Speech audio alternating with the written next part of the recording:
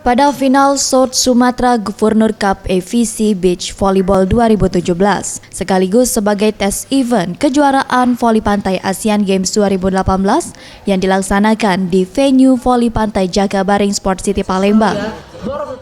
Tim putri Australia, pasangan Artacho Del Solar, Clancy bertemu dengan pasangan Maskova Samalikova dari Kazakhstan. Pertandingan berjalan seru ditambah lagi dengan antusias warga Palembang menyukseskan event olahraga ini.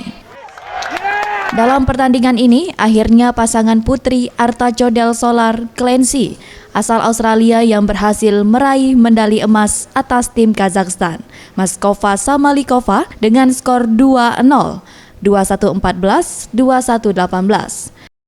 Sedangkan perunggu diraih pasangan Murakami Ishii dari Jepang.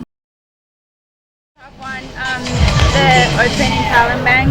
This is our third event together, these two us, and we've won all three. So it's just the icing on top. So yeah, it's been a really enjoyable tour to be playing with team. Oh, I think it's great. The atmosphere right now is amazing too. So we're really happy and we've enjoyed competing. Tim Liputan Sriwijaya TV.